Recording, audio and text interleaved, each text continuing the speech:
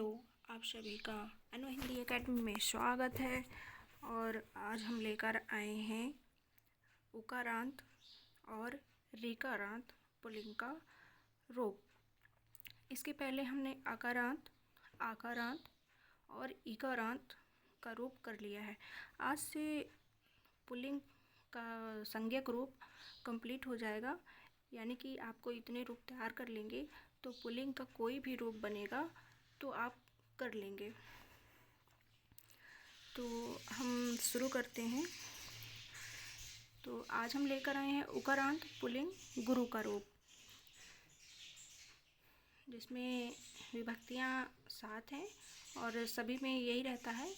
और अब देखिए, जैसे कि पेपर अब जो बनने लगे हैं वर्तमान में, पहले के पेपर थोड़ा इजी होते थे, लेकिन अब के पेपर थोड़ी स्मार्ट होते हैं।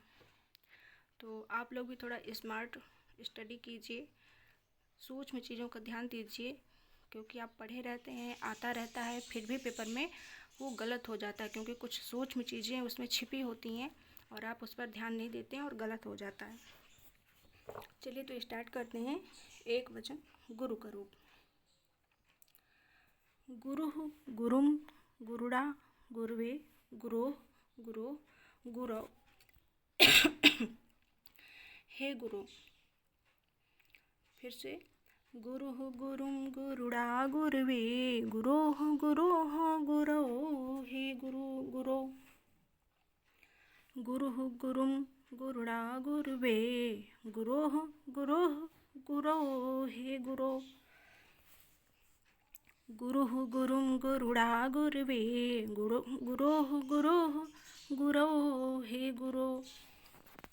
आपको देखना इसमें ध्यान कहाँ देना है कि एक वचन का जो रूप चल रहा है, इसमें सभी में छोटी ऊ की मात्रा लगी हुई है, यानी कि जहाँ भी रू है ये सभी में छोटी ऊ की मात्रा लगी हुई है। और द्वितीय विभक्ति में माँ में हलंत लगा हुआ है। इन छोटी छोटी चीज़ों को आपको ध्यान देना है। और फिर तृतीय विभक्ति में गुरुड़ा, फिर गुरुवे, फिर गुरोह गुरोह, पंचमी षष्ठी में सेम है, फिर गुरौ, हे गुरौ लास्ट में है। तो इस बार TGT 2021 में आया भी था पिता का रूप। अब आप सब सोच रहे होंगे कि पिता का रूप पूछा था पुल्लिंग में, तो उसमें ऋकारांत था। अभी आगे पढ़ेंगे, बताएंगे हम। तो अभी हमने आप एक वचन इसका पढ़ लिया। अब बात करेंगे हम द्विवचन की। गुरु गुरु, द्वितीय विभक्ति पढ़ रहे हैं हम लोग। अब देखिएगा इसमें ध्यान से, इसमें बड़ी ऊ की मात्रा है। एक वचन में जितने भी रू आए हैं, यानी वो सभी छोटा ऊ है। और द्विवचन में दीर्घ ऊ है। ठीक है, ये आपको ध्यान देना है। पेपर में ऐसे गुरु गुरु लिखा रहेगा तो आप समझ नहीं पाएंगे, तो गलत हो जाएगा। इसलिए आपको इतना बहुत ध्यान देना है। या तो आप इसको लिखते जाइए, जितने हमने कराए हैं वो आप लिख लीजिए, और एक दो बार जब आप काम वाम करते रहा करिए तब सुन लिया करिए। चालू करके रख दिया करिए और सुनते रहा करिए, तो आपको याद हो जाएगा। और देखिए इसमें दोनों में दीर्घ ऊ है।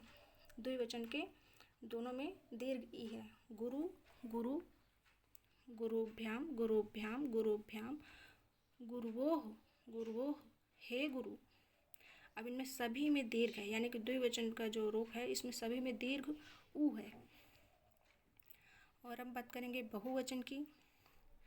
तो बहुवचन में गुरुवः गुरून् गुरुभिः गुरुभ्यः गुरुभ्यः गुरूणां गुरुषु, हे गुरुवः।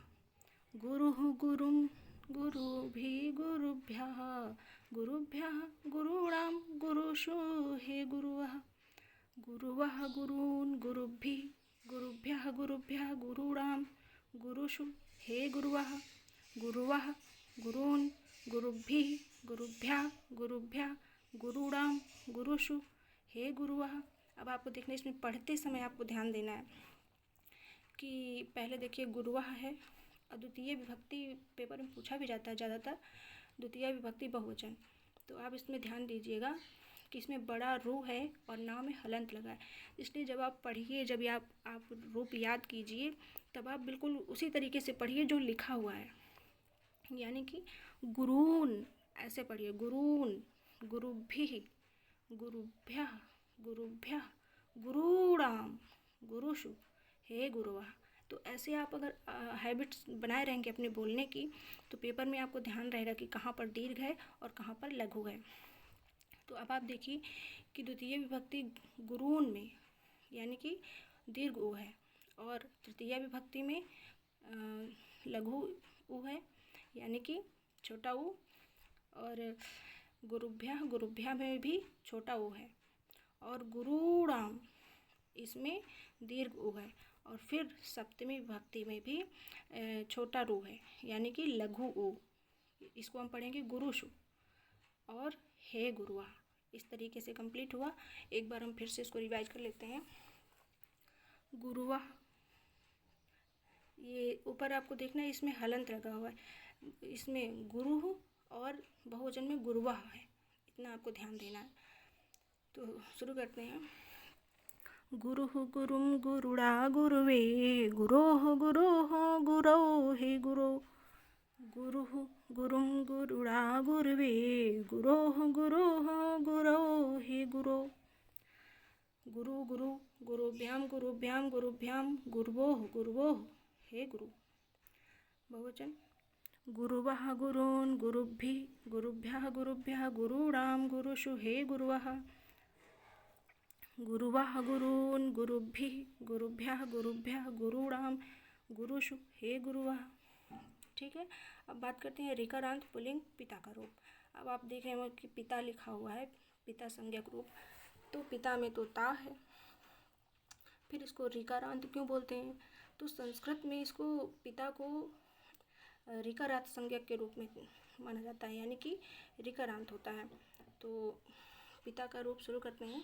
टीसी 2021 में आया भी था, तो शुरू करते हैं। प्रथमा द्वितीय तृतीय चतुर्थी पंचमी षष्ठी सप्तमी संबोधन। आप ऐसे मतलब याद कर सकते हैं कि मतलब 7 विभक्तियाँ होती हैं, कि मान लीजिए कभी विभक्ति ही पूछ ले तो आपको ध्यान ना रहे कितना है, तो कम से कम अपने आपको हैबिट दे रखिए कि आप ऐसे बोलते रहेंगे तो आपको पता रहेगा कि संबोधन तक, सप्तमी विभक्ति तक इसमें होते हैं। तो प्रथमा द्वितीय तृतीय चतुर्थी पंचमी षष्ठी सप्तमी संबोधन। ठीक है। और अब बात करते हैं द्विवचन के। एक वचन पिता का रूप। पिता पितरम पित्रा पित्रे पितुः पितुः पितरी हे पिता। पिता, फिर से करेंगे। पिता नहीं, पिता पितरम पित्रा पित्रे पितुः पितुः पितरी हे पिता। पिता पितरम पित्रा पित्रे पितुः पितुः पितरी हे पिता। ठीक है। आप इसको ऐसे ही बार बार बोलते रहिए तो आपको लर्न हो जाएगा। पहले आप क्रम से, जैसे हमने बताया है कि पहले अकारांत, फिर इकारांत, फिर उकारांत, फिर ऋकारांत, इतने पूरे कर लेंगे तो पुल्लिंग का रूप पूरा कंप्लीट हो जाएगा। अगर आएगा तो इसी से आपका क्वेश्चन सही हो जाएगा। तो हमने पढ़ा एक वचन, अब पढ़ेंगे द्विवचन।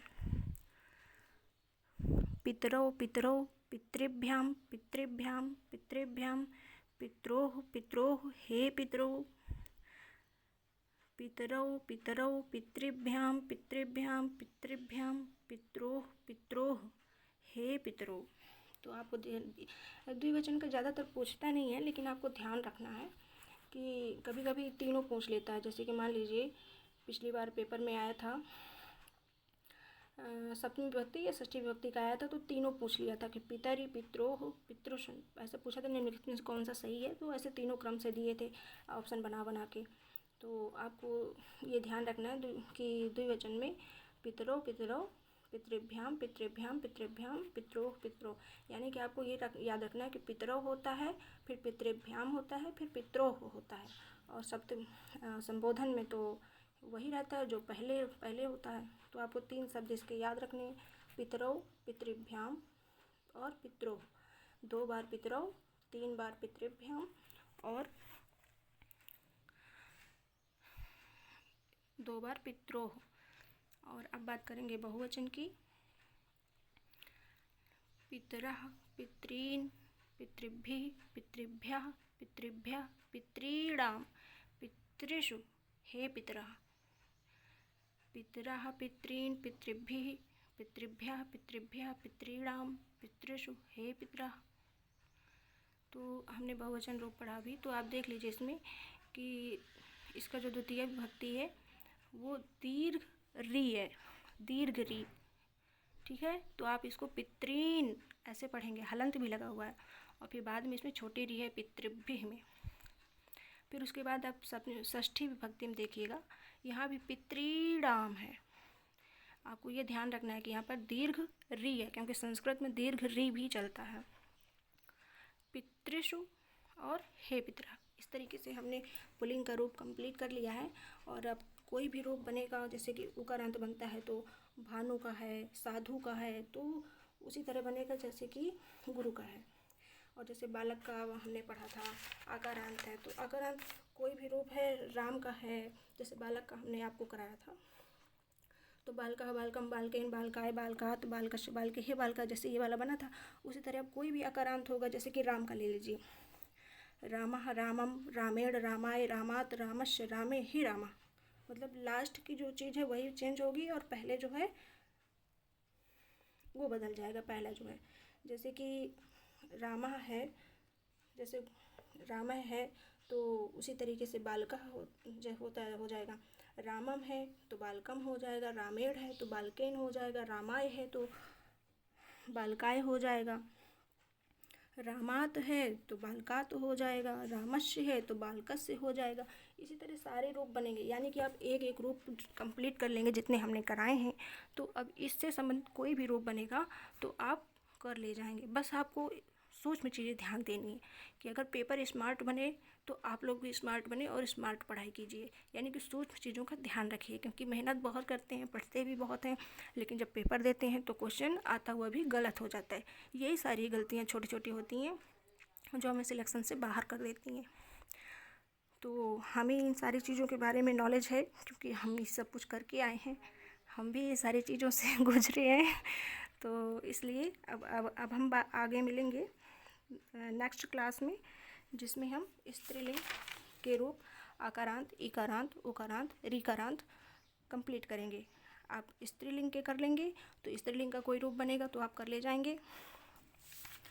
फिर उसके बाद नपुंसक लिंग का करेंगे, फिर उसके बाद धातु के रूप कंप्लीट करेंगे। इसके बाद फिर हम लोग साहित्य में का वर्क कर लेंगे, क्योंकि 10 नंबर का क्वेश्चन आना ही आना है। ठीक है, ओके, बाय।